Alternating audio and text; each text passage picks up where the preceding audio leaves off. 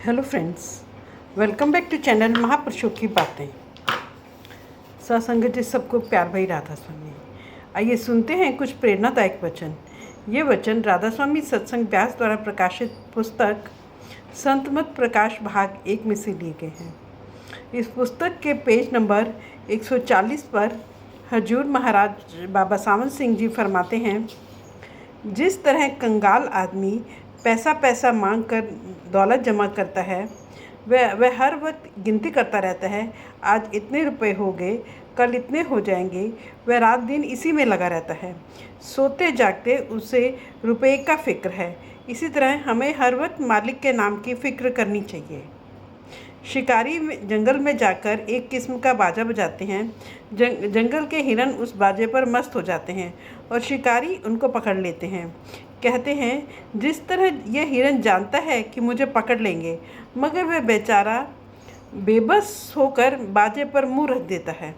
इसी तरह अगर सुमरन की लज्जत आ जाए तो मन अपने आप अंदर चला जाए, और जब मन अंदर चला जाए तो आत्मा अपने आप ऊंचे रूहानी मंडलों पर चली जाएगी।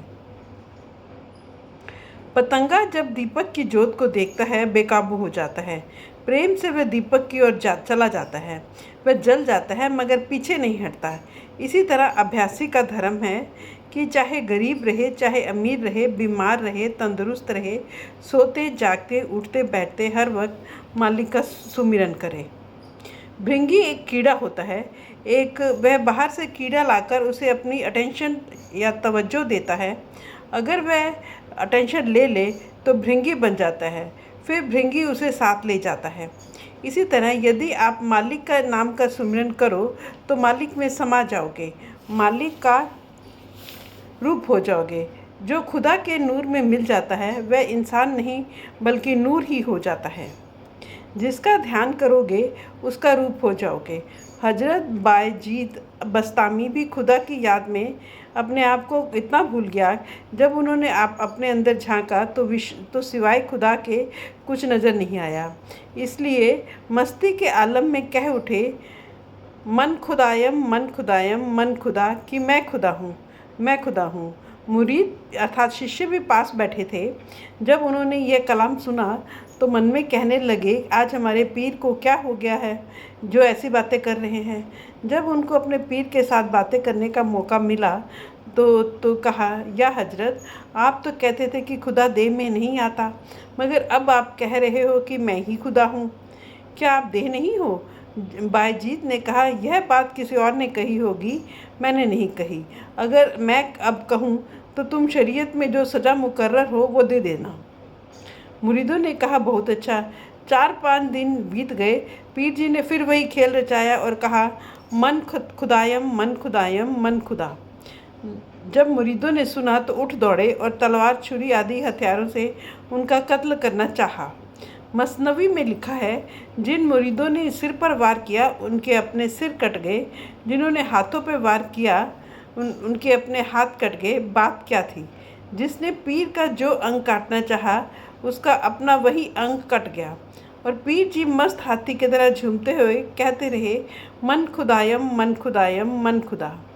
बाकी मुरीद जिन्होंने पीर जी को कुछ नहीं कहा था, हैरान होकर घर आ गए, और जब फिर कभी पीर जी से बात करने का मौका मिला तो अर्ज की, या हजरत, आपको कत्ल करने वाले मुरीद खुद ही कत्ल हो गए, मगर आप पर तलवार का कोई असर नहीं हुआ। पीर ने हंसते हुए कहा, जो मालिक को याद करता है वह मालिक का रूप हो जाता है, वह किसी के कत्ल करने से मर नहीं सकता। इसी तरह तुलसी साहब का भी वाक़या है। एक बार जब आप हाथरस में घट रामायण में से वचन फरमा रहे थे, रहूरी विदेह देह दर्शाऊं, तो एक बीवी को शंका हुई, आप देह में प्रत्यक्ष दिखाई दे रहे हैं, विदेह कैसे हुए? आपके कहने पर बीवी ने आपको स्पर्श करने का प्रयास किया पर स्पर्श नहीं कर सकी।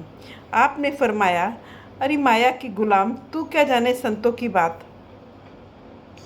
परमात्मा के नाम का सुमिरन ऐसे प्रेम प्यार के साथ करना चाहिए जैसे मछली पानी का सुमिरन करती है।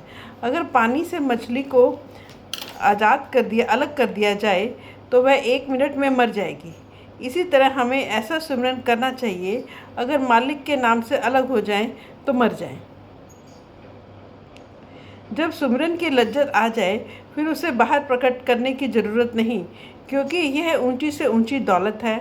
दुनिया उसकी परख नहीं जानती, न ही उसकी कीमत आंक सकती है। इसकी कीमत मालिक ही आंक सकता है। बाहर की आंखें बंद करो, अंदर के पर्दे खोलो। जब अंदर की आंख खोलोगे तो नाम प्रकट हो जाएगा। अब कहते हैं माला की ज़रूरत नहीं।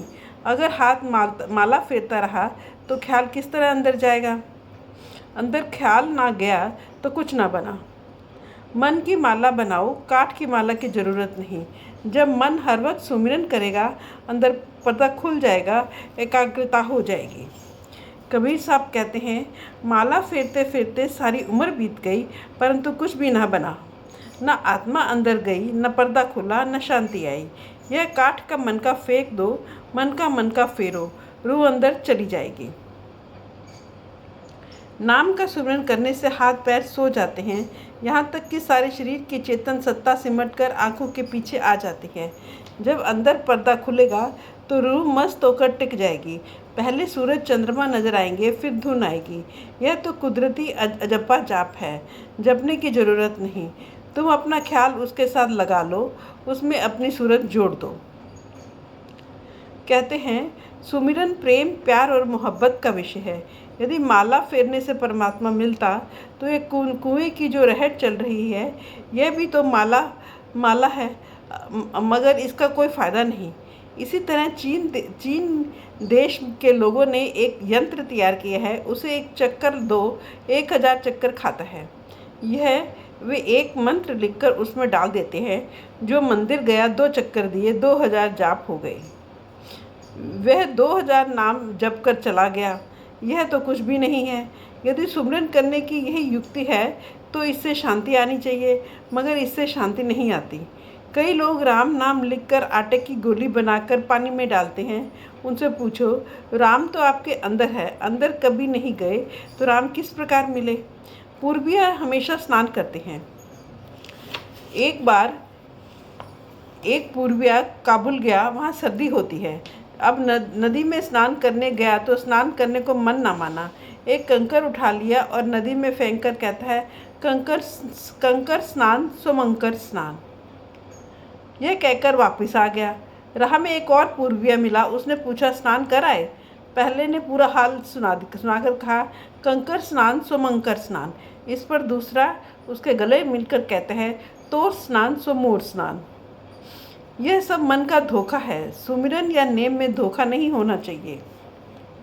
जो लकड़ी के मनके की माला होती है, जब उसको फेरते हैं तो जहाँ गांठ अथवा सुमेरु आ जाए, वहाँ से उसको उलटना पड़ता है। कबीर साहब कहते हैं, क्यों ना अंदर श्वास श्वास की माला फेरो, जिससे उलटने की ज़रूरत ही ना हो रहे।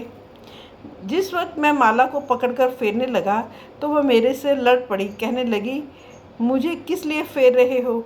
अगर मन की माला फेरी जाए तो गुरु से मिलाप हो जाए। यह नाम की युक्ति बताए तो पार उतारा हो जाए। रूह तो ठहरी नहीं, खाली उंगलियों की रेखाएं गिनने से क्या फ़ायदा?